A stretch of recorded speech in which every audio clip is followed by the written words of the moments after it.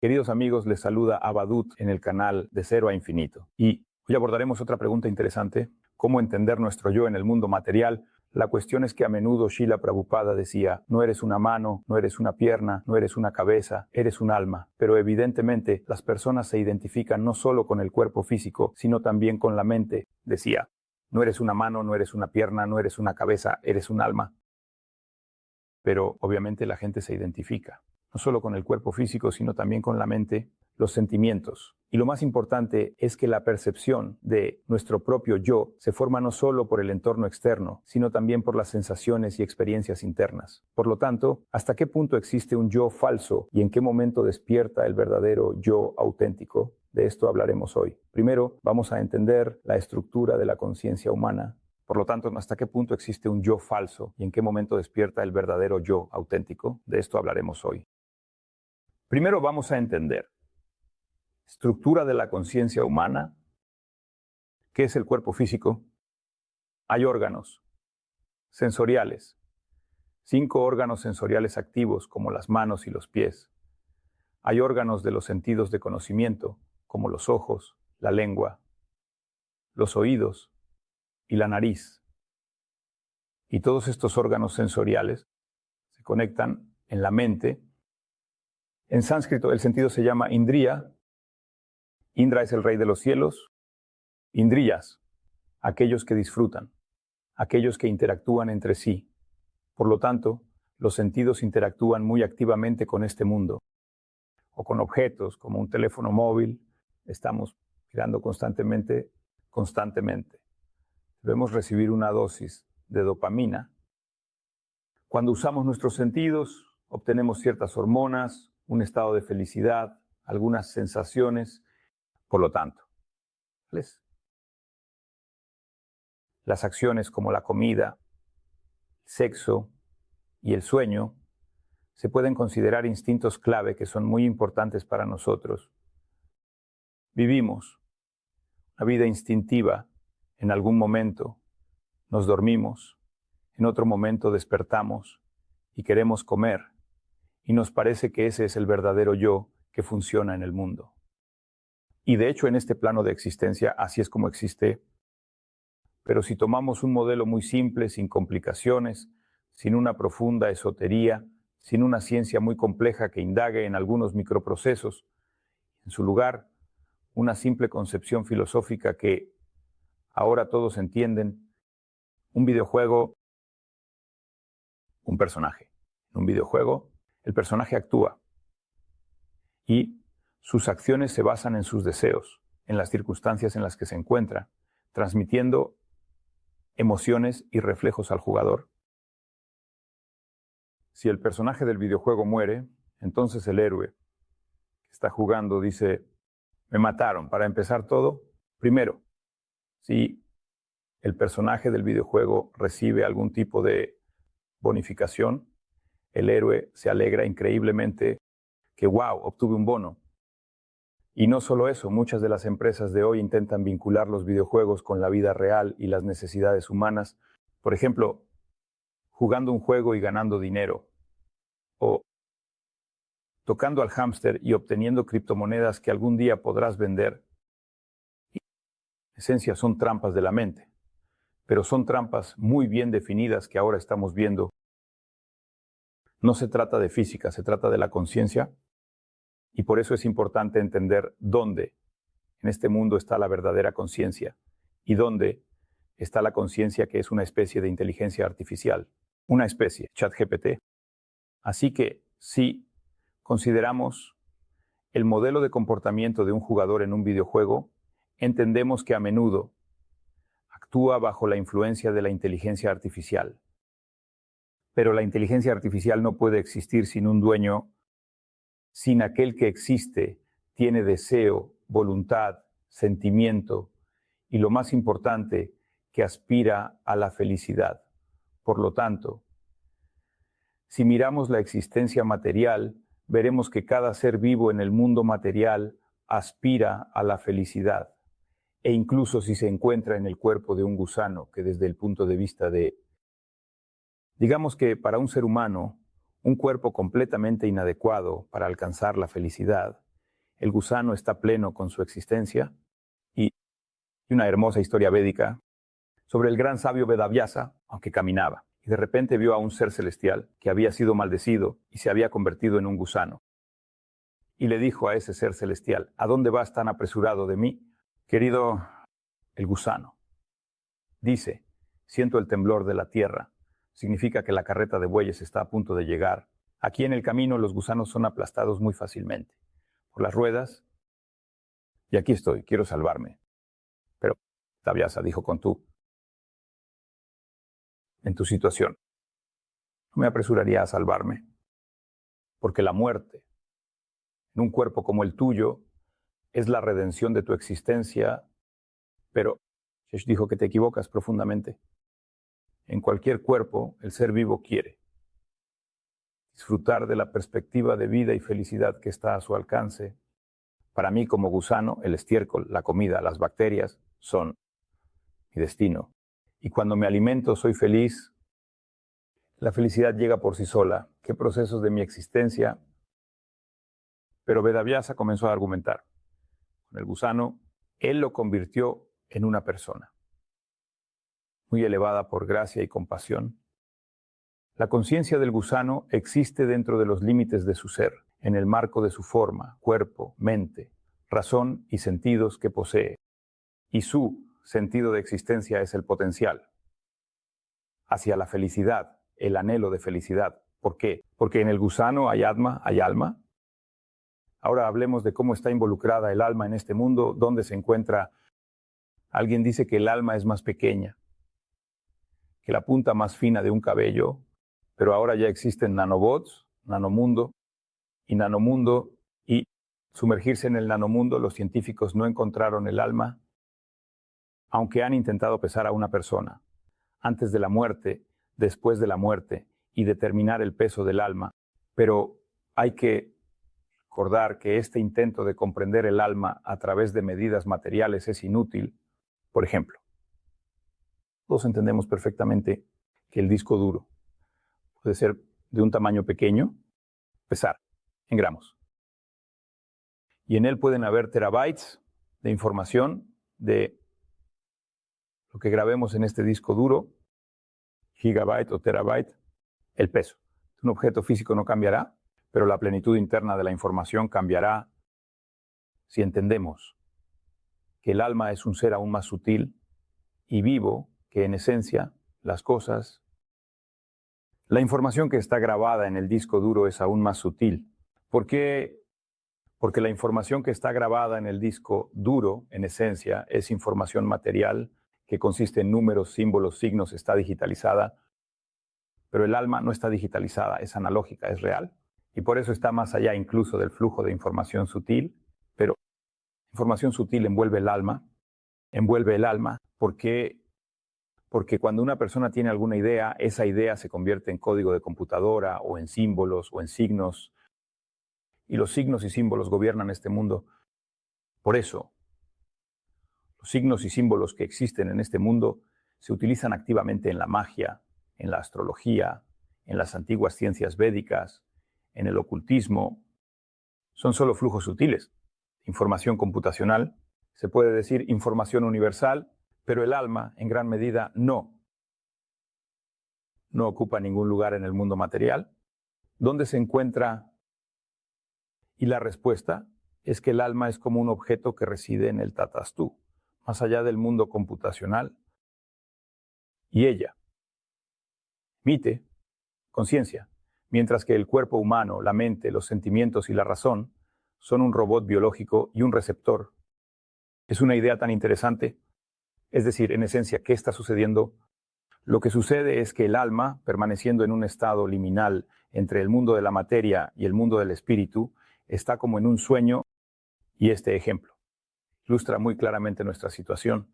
Por ejemplo, entendemos que nos estamos quedando dormidos y en el sueño soñamos que soy un rey, me casé, compré un coche, comí bien, o perdí algo, se me quemó la casa, o volé. De hecho, el sueño puede ser tan realista que simula completamente esa realidad en la que me encuentro durante el sueño. Y a menudo las personas tienen sueños súper realistas, en los que ocurren ciertos eventos de la vida, encuentros, información. Sí, incluso recuerdan esa información cuando despierten. La verdad es que puede ser que recuerden información parcial y por poco tiempo, porque en el sueño puede ser que el sueño dure mucho tiempo. ¿Cuántos años hay ahí? Recordé cómo envejecí en un sueño y en el sueño viví toda una vida. ¿Qué le sucede a la persona en ese momento? Está completamente desconectado de los sentidos, como las manos, los pies, incluso su conciencia funciona en un cierto modo de existencia. Es decir, no escucha que alguien ha entrado en su habitación, sus órganos sensoriales están desconectados, pero la conciencia y el subconsciente existen y actúan, y así, si una persona se despierta, puede decirse a sí misma, sí, tuve un sueño, algún tipo de sueño en este sueño. Me parecía que había nacido en algún lugar de Moscú o en Nueva York. Ahí tenía una familia, iba a trabajar, luego algo sucedió. Luego allí me nació un hijo o una hija. Me parece que tengo algunos parientes, alguna propiedad. Fue una vida muy, muy larga. Me desperté, todo está bien. Así que cuando un ser vivo se despierta del estado material de existencia, maya, ilusiones. Le parece que son millones de vidas que pasó en el mundo de la materia. Son como un sueño, como una especie de alucinación. No se pueden, de alguna manera, medirlo objetivamente. Solo podemos medir el tiempo objetivamente aquí, en nuestro plano de existencia, pero también sabemos que hay el tiempo del universo. Hay un tiempo de arranque. La computadora, cuando la computadora se abre, comienza a funcionar, se minimiza, el programa se minimiza. Este es el tiempo del universo. En este universo hay un tiempo cíclico para cada planeta. En los planetas existen diferentes formas de vida y por eso hay el tiempo de la mariposa de un día que transcurre toda su vida en un solo día. Hay un tiempo humano que transcurre en el marco de 100 años. Hay un tiempo de los dioses que transcurre en el marco de 100 años según el calendario de los dioses. Hay un tiempo del universo, ¿no? Un universo que vive un cierto tiempo y por eso hay un tiempo eterno que funciona de una manera completamente diferente. Por eso, existen diferentes gradaciones del tiempo en los Vedas, de las que podemos hablar un poco más tarde, cuando hablemos sobre la estructura del universo, pero de una forma u otra, si hablamos en un lenguaje muy simple, un lenguaje comprensible, un ser vivo que está en este mundo, al igual que nuestro avatar digital, el avatar físico que está en este juego específico, y en este juego específico debemos realizar alguna acción, no podemos quedarnos inactivos. Incluso si no realizamos acciones externas, debemos llevar a cabo acciones internas, la conciencia, de ciertos procesos. Por eso hay incluso un libro que dice, piensa despacio pero actúa rápido. Transforma tu conciencia y cuando tu conciencia se transforma, las acciones.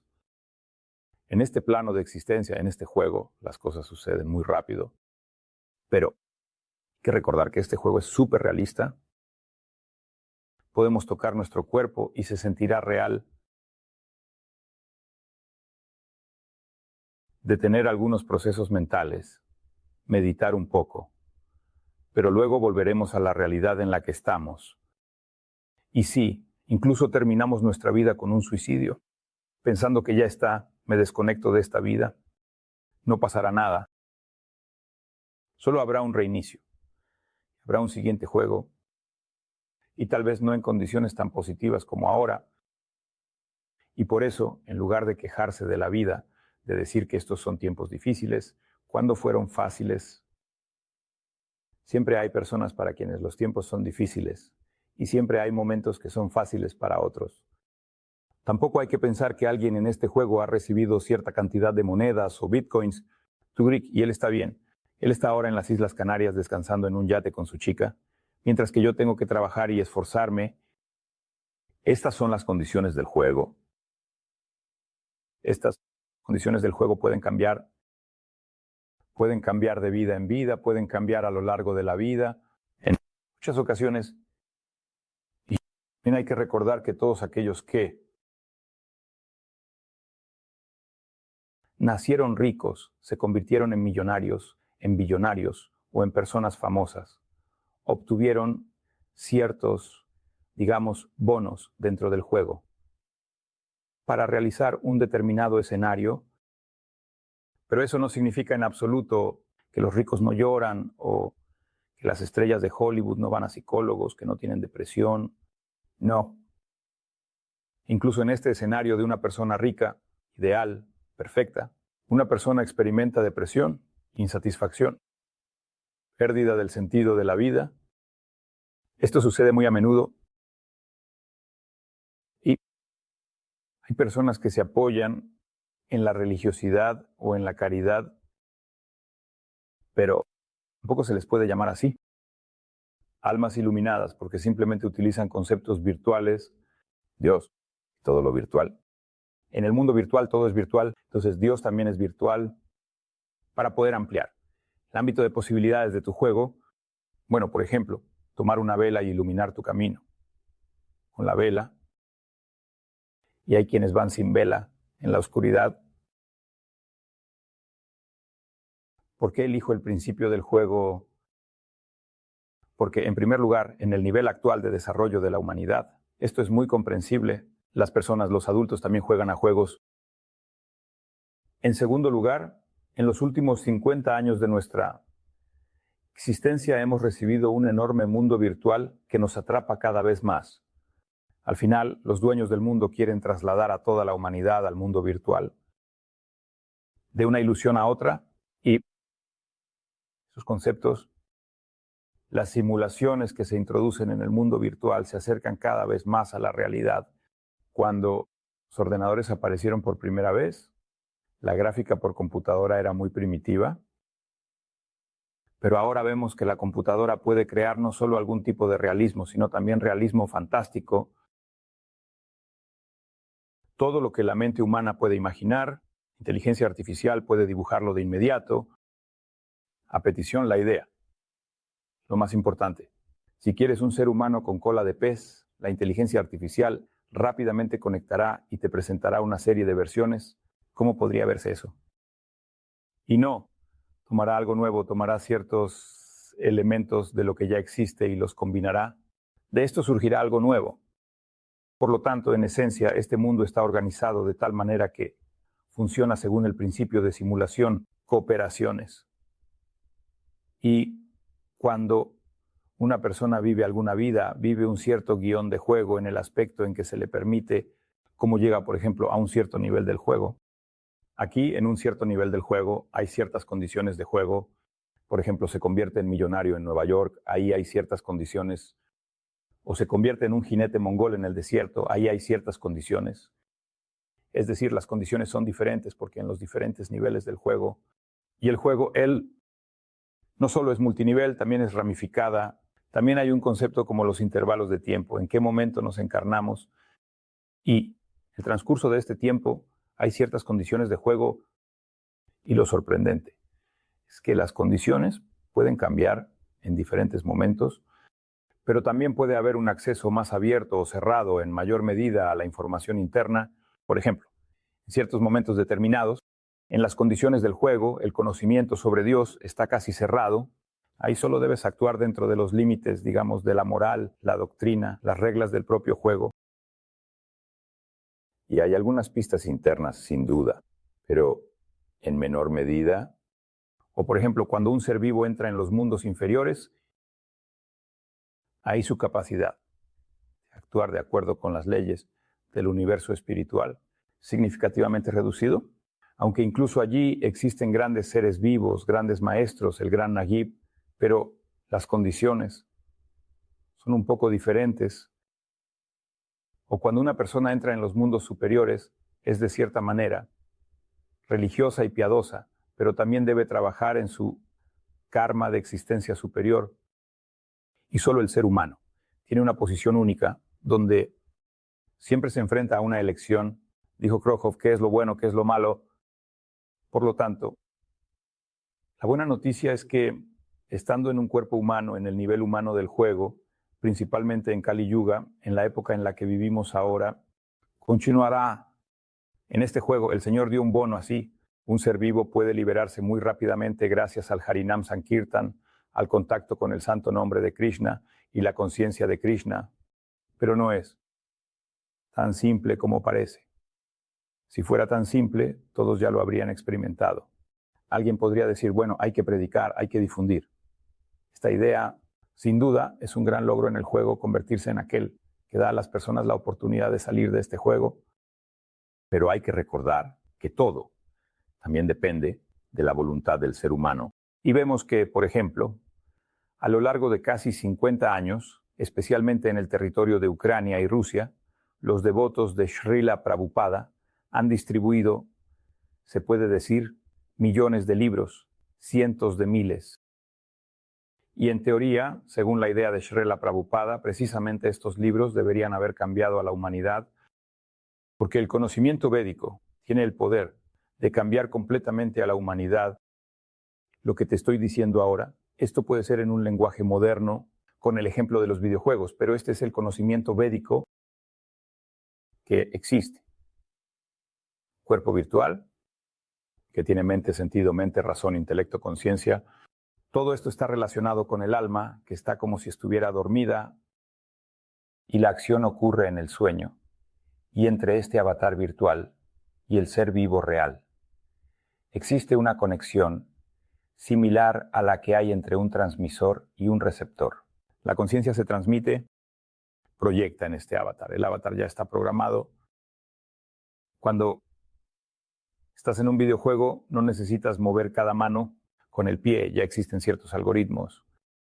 Incluso los algoritmos de movimiento del personaje. Por eso hay conciencia, subconsciente, y de vez en cuando se despierta en nosotros la comprensión espiritual de lo que es el alma, pero es muy raro. Por eso se puede decir que a menudo la mayoría de los jugadores juegan simplemente en piloto automático. A lo largo de toda la vida del juego rara vez tienen lugar algunas percepciones espirituales. ¿Por qué sucede esto? Un punto muy importante. ¿Por qué sucede esto? Entramos en el juego, nos dieron todas las oportunidades para salir de él. Nos dieron conocimiento espiritual, pero no aceptamos ese conocimiento espiritual. El hecho es que el alma tiene cierta libertad y los Vedas también dicen que el ser humano está condicionado por los estados de la materia. Es decir, cuanto más profundo entra en este juego, más profundo él se conecta con la mía, cuanto más disfruta. Cuanto más se sumerge en esta ilusión, más se identifica consigo mismo como personaje. Y cuanto más nos identificamos con nosotros mismos como personajes, menos nos identificamos con nosotros mismos como un jugador dormido y menos somos conscientes de que en realidad no estoy participando en esto. Estas son las gunas de la naturaleza material. Son circunstancias materiales. Es la ley del karma. Son los planetas, son los elementos primordiales. Son las condiciones límite. Para pensar así, una persona debe convertirse en un yogi, debe convertirse en una persona espiritual. No es simplemente una persona pseudo religiosa que en el juego vio unas imágenes de Dios, porque en el juego existen imágenes de Dios tan virtuales como ciertos compases, recordatorios, pero no son esas imágenes de Dios que existen en la realidad. Así es, como la conciencia se refleja de acuerdo con su condicionamiento. Por eso en este videojuego hay tantas religiones, filosofías, doctrinas. Esto es simplemente así, ¿saben? Como el modelo de comportamiento del jugador que se va a cruzar con dos dedos o a inclinarse así, juntando las manos. Este es uno de los modelos de formación de personajes. Saben, si estamos creando un personaje, vamos a darle un tipo de cuerpo. ¿Cuántos tipos de cuerpo tenemos? Bueno, digamos que hay 20, hay algo así, un poco, un esqueleto más ancho, más grasa, una constitución más seca, todo como en la Ayurveda. Pita kapha, pita. De estos tres colores, rojo, azul, amarillo, la paleta de colores que el artista utiliza para pintar un cuadro. Por eso Maya como artista pinta un cuadro, ese tipo de cuerpo, ese tipo de carácter. Por eso, a menudo en internet se pueden ver 10 tipos de senos femeninos, tantos glúteos, tantos tipos de constitución, tantos ahí, tipos de nariz, tantos ojos. Por eso, los criminalistas crean un retrato hablado. Esos ojos, esa nariz, esos labios, esa complexión. Por eso los criminalistas entendieron que en esencia es un ser humano, es una criatura bastante estándar y podemos armarlo en un retrato hablado colocando diferentes tipos de ojos, diferentes tipos de narices. No son tantos. Simplemente la gente, incluso los criminalistas, difícilmente se ha dado cuenta de que, en esencia, están construyendo una especie de envoltura, pero los criminalistas aún más astutos dicen, analicemos el carácter de esta persona, si entendemos cómo escribe. Hubo un terrorista muy conocido, Ted Kaczynski, que fue capturado porque en primer lugar colocó bombas y escribía cartas, pero vivía de tal manera que nadie podía cómo calcular quién es él. Una persona muy educada, vivía en algún lugar del bosque, se fue de la familia, pero él fabricaba algunas bombas, los enviaba por correo de una manera muy astuta, y la única forma en que lo atraparon fue por la carta, porque su hermano, al leer su declaración, su llamado en el periódico, porque él exigía, si querían que no volara cosas, que publicaran su declaración. Él quería entablar un diálogo con la sociedad, pero de una forma u otra lo identificaron precisamente por la carta, por la forma en que escribía, y su propio hermano dijo, así que este es mi hermano palabra por palabra.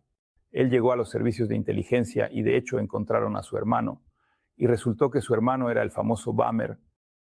Por lo tanto, alguien podría decir que podemos definir a una persona no solo por sus aspectos externos, por la calidad de su carácter, por su modelo de comportamiento, por su modelo de pensamiento. Al final, los comerciantes dicen que podemos predecir las compras, podemos predecir sus acciones. Una persona es predecible en un 90%, siempre va a algún restaurante, come cierta comida, le gustan ciertos zapatos, tiene un conjunto de películas. Si entramos en su oficina personal, podremos fácilmente crear su perfil psicológico y sacar una conclusión sobre quién es él, mucho mejor de lo que él mismo se conoce. Y eso es precisamente lo que hacen la inteligencia artificial y los robots. Llevan un perfil de cada persona, absolutamente de cada persona, y quieren transformar esto en una especie de karma electrónico. Así que, si en este mundo activamos una especie de karma electrónico, y si además conectamos ese karma electrónico a su billetera, vas, haces ejercicio, obtienes tantos puntos. Si no cruzas la calle por el lugar correcto, recibirás tantos puntos negativos. Si le das me gusta a algo útil en las redes sociales, recibirás algo, pero seremos dioses. Nosotros, bueno, así dicen las personas que quieren controlar el mundo, y estas personas están tratando también de desarrollar cierto guión, que te metes en este juego, y al final siempre eres tanto sirviente como señor, y puedes por un tiempo ser Dios. Transhumanismo, tú imaginas, digamos, como Dios, cómo gestionarías a las personas y a la sociedad. Imagina que tienes un hormiguero. Las personas son como hormigas y tú debes estar allí. No, quiero reducir el hormiguero, quiero disminuirlo. Demasiadas hormigas en el bosque, eso es malo. O dividirlos en pequeños hormigueros y hacer esto o hacer aquello, también es una trampa determinada. Maya, porque en este mundo solo el Altísimo controla todo. Hay que entender que Él lo controla a través de diferentes seres vivos. En la prisión hay carceleros, hay vigilantes, hay prisioneros. Tanto unos como otros están en la prisión, pero en diferentes posiciones. Algunos llegan a la prisión como si fuera un trabajo. Dicen que ustedes son profesionales aquí y nosotros somos aficionados. Nosotros no entramos a la prisión por nuestra propia voluntad, pero ustedes entraron a la prisión por su propia voluntad. Ustedes vienen aquí a trabajar, mientras que algunos están en la prisión, cumpliendo su tiempo.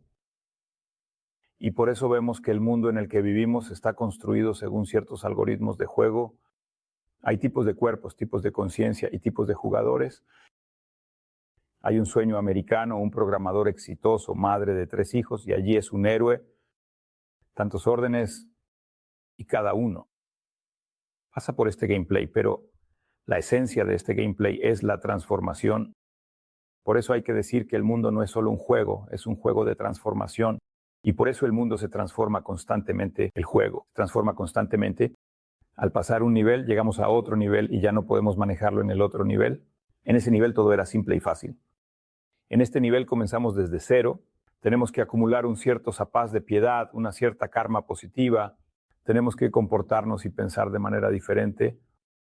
Y si no, podemos manejar esto. Entonces, y el juego se traslada a la siguiente vida, a la siguiente encarnación. Y, por un lado, todo esto alegra. Bueno, ya que soy inmortal, una vez existen una enorme cantidad, una cantidad infinita de escenarios, una cantidad infinita de intentos de juego. Entonces, ¿en qué hay que frustrarse en esta vida? Lo que no se logró, se logrará en la siguiente. Así es. Pero surge la pregunta, si entiendo que nada en este juego podrá satisfacerme, hacerme verdaderamente feliz y cumplir el anhelo de mi corazón, de mi verdadero yo, que este juego no es más que un sueño. ¿No existe el método más rápido para desmentirlo? ¿Cómo salir del juego muy rápido y de una vez por todas? Y la respuesta es sí, existe tal tecnología, es la conciencia de Krishna. Y este es el santo nombre de Krishna, porque despierta el alma, purifica la conciencia y le da a la persona la comprensión de quién soy, alma eterna yo. Está relacionado con el Señor, pero en un nivel más profundo de existencia. También da amor. Ella restaura estas conexiones, como encontrar una medicina universal, cuando primero limpia el cuerpo, la mente, los sentidos, y luego esta medicina universal es una pastilla de felicidad. Da felicidad, amor, es decir, es la misma medicina, pero en diferentes etapas de la conciencia el despertar actúa de manera diferente. Finaliza la ilusión de la reencarnación del alma, por un lado y por otro lado a un nivel más sutil. Devuelve al alma un amor refinado hacia Krishna. Ustedes dirán, ¿cómo es eso posible? Pero si esta medicina es el mismo Krishna, el mismo Dios, entonces es posible. Y esta maravillosa medicina que obtenemos en la conciencia de Krishna nos la prescribe. Nosotros, los maestros espirituales, Shri Guru, y también viene con una dieta, te dirán que la dieta es un estilo de vida, porque si tomas la medicina más maravillosa, pero sigues ingiriendo toxinas, entonces la medicina comienza a fallar, su efecto se ralentiza, y al final puedes estar consumiendo la vida tras vida, cada vida, pero si no se acepta la dieta, entonces la medicina en sí será menos efectiva, no porque la medicina no sea potente, sino porque el enfermo debe crear las condiciones para que esta medicina, para que comience a actuar. Primero, funciona como un efecto acumulativo en el organismo. Es decir, aceptamos el santo nombre y no podemos sentir de inmediato nuestra salud espiritual. Bueno, sentimos algún tipo de salud espiritual a nivel de fe, apoyo, pero la verdadera salud espiritual es cuando ya has dejado las muletas. Aunque todavía no te han crecido las piernas, las nuevas heridas no han sanado. Sentir una salud integral no es algo que se pueda lograr de inmediato si has tomado la medicina y varias veces no te ha ayudado. Entonces el problema no está en la medicina, el problema está en tu comprensión del proceso de la terapia, y por eso el santo nombre de Krishna viene con un conjunto tan serio de condiciones, restricciones, y cuando estás en tratamiento por una enfermedad mortal, te dicen que debes excluir. Claramente, aquí hay ciertas cosas de tu dieta. ¿Por qué? Porque estas cosas son tóxicas, te crearán obstáculos en el camino hacia la sanación. Si dicen, pero entre qué medicina tan poderosa, qué problemas. De verdad, no puedo disfrutar de algo prohibido, porque entonces sucede que la persona, poco a poco, pierde la fe en los medicamentos. Porque debido a no seguir la dieta, los medicamentos no pueden dar los frutos que deberían dar. El problema no son los medicamentos, sino la persona que deberían dar. El problema no son los medicamentos, no, sino la persona. Y en este sentido, ¿Qué se puede aconsejar a las personas? Esto significa que hablen más a menudo con los doctores, lean literatura adecuada, se relacionen con devotos y sirvan. ¿Por qué? Porque la dieta es solo esto se puede, esto no se puede, esta religión lo permite, esta religión lo prohíbe. No, la dieta es la mentalidad en la que debemos actuar. Primero que nada, la mentalidad, si no somos agradecidos con el Altísimo, si no podemos valorar a los devotos que nos rodean, si no podemos respetar a las personas, entonces nuestro medicamento no funcionará. Porque debido a que el propio Sri Chaitanya Mahaprabhu dijo esto, escribió sobre ello en Tridad, aprendan a respetar el mundo que les rodea. Si entran en el mundo espiritual, verán el mundo del amor, pero un ser que entra en el mundo del amor y muestra desdén hacia aquellos que poseen amor, no solo no será feliz allí, eso traerá una completa desarmonía. Y por eso en este mundo se puede ser una persona profundamente creyente. En el mundo de los ateos se puede interactuar poco con los ateos o relacionarse con ellos.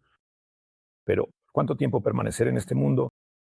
Hasta que el corazón no esté completamente limpio, porque la más mínima impureza en el alma, en sus intenciones, no puede permitirle permanecer en el mundo del amor absoluto. ¿Entienden? Sí, por eso a menudo la gente pregunta, ¿cuándo me llevará el Señor? ¿Por qué el Señor no se lleva a todos estos seres vivos? Porque cada ser vivo debe madurar.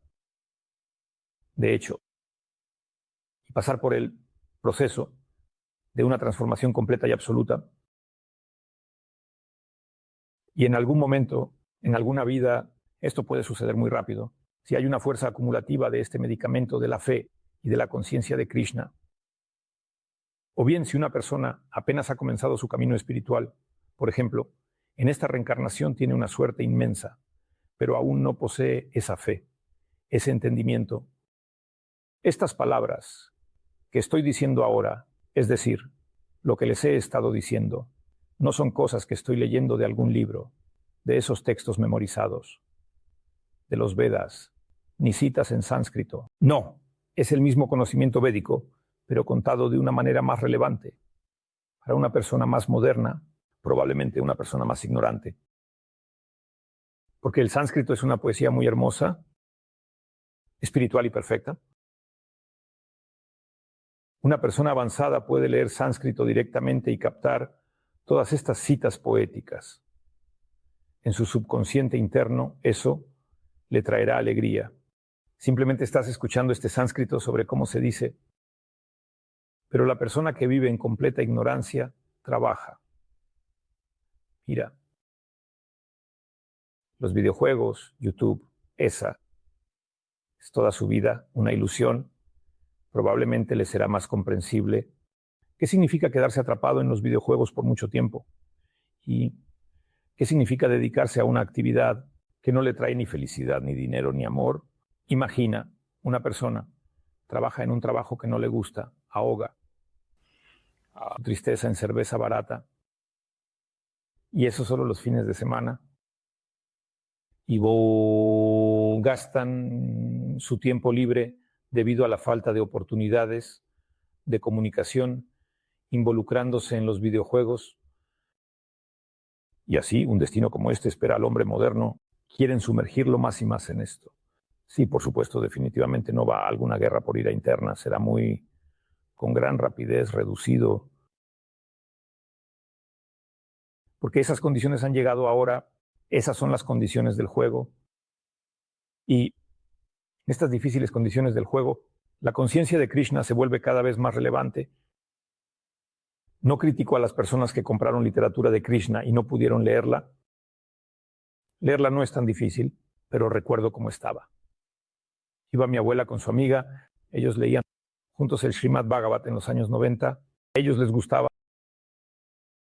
¿Qué entendían ellos allí? Esa es otra cuestión. ¿Hasta qué profundidad y grado? Pero a ellas les gustaban las historias, Shamad Bhagavatam. Las leían con gusto. Por eso, si 2 mujeres mayores de 80 años leían el Srimad Bhagavatam. Les gustaban esas historias. Entonces, las personas modernas carecen de capacidades intelectuales. Las personas modernas carecen del deseo y de la suerte para conectarse espiritualmente con el conocimiento divino. Y este es el conocimiento divino. En esencia, grita desde la belleza de la naturaleza, desde la música. Mira, en este mundo hay un sentido más sutil, comienza a buscarlo, pero para una persona es muy difícil encontrar ese sentido sutil por sí misma. Por eso yo, por ejemplo, he estado involucrado en la creatividad en mi vida, aunque siempre estuvo dentro de mí.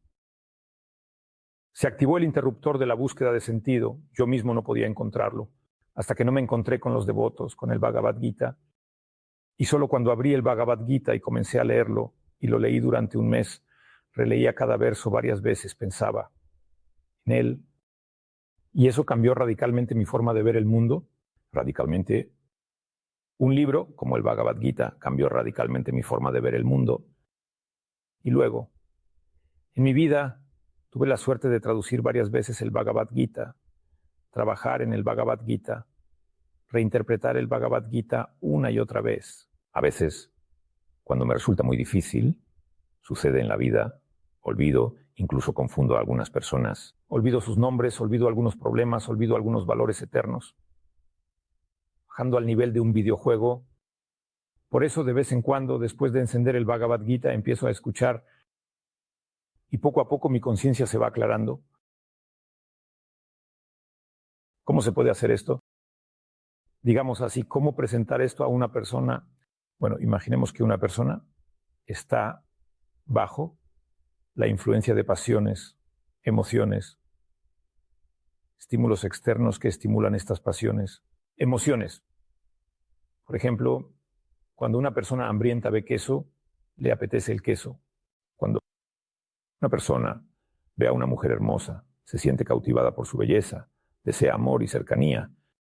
Cuando una persona ve que alguien está ganando dinero y ella no tiene dinero, piensa, me gustaría estar así. Este es un mundo que siempre nos provoca, nos tienta, y muy a menudo no podemos resistirnos a la belleza de este mundo o a la riqueza de este mundo. Empezamos a actuar en esta parábola y en algún momento, cuanto más nos sumergimos en esto, más perdemos la conexión con nosotros mismos, con nuestro yo, porque comenzamos a representar este falso espectáculo, esta parte del juego. Esto se llama tentación. Y en esta tentación obtenemos beneficios evidentes, bonificaciones evidentes. Pero al mismo tiempo, estos beneficios evidentes nos alejan gradualmente de nosotros mismos. Desde nuestro yo. ¿Y por qué? Porque nos hemos entregado a la voluntad. Este avatar virtual de inteligencia artificial, soltamos las riendas y nos dejamos llevar por el río, la vida. Digamos así, ¿verdad? Y en algún momento nos hemos alejado. La comprensión de quiénes somos, para qué estamos aquí, cuál es nuestro objetivo principal. Bueno, imagina que estás caminando, por ejemplo, subiendo una montaña. Tu objetivo principal es llegar a la cima de la montaña. Una vez que has subido a la montaña, bueno, supongamos que el juego ha terminado. Ya está, te has elevado. Y el camino hacia la montaña transcurre así, a través de diferentes etapas sinuosas. Y a veces es necesario descansar, es natural. En el camino hay que tomarse un respiro. En algún momento hay que comer. En algún momento hay que tomar un camino alternativo. Porque hay algún tipo de accidente, una catástrofe, para encontrar otro camino. Pero sabes que estás avanzando. Hacia arriba, tienen una brújula, las escrituras sagradas. Tienen un objetivo, el amor a Dios, el entendimiento de uno mismo. Pero en esta montaña te dicen, mira, hay una cafetería, quédate aquí. Si alimentas a los viajeros, estarás haciendo una buena acción. O aquí puedes convertirte en agricultor y aquí abrir un hotel y aquí hay estos problemas no están resueltos. Puedes hacerlo. Eres como, entonces ya no necesitas subir la montaña por tu cuenta. Es mucho más fácil quedarte aquí, en este nivel de este juego, de esta montaña. Puedes disfrutar y aquí te aman y te esperan. Y aquí se han reunido almas brillantes como tú, que también quieren. Dará a los viajeros agua, comida, internet. Incluso están dispuestos a ganar algo de dinero para ayudar a los viajeros a avanzar. Es tan genial, pero entonces ya simplemente pasas a otro grupo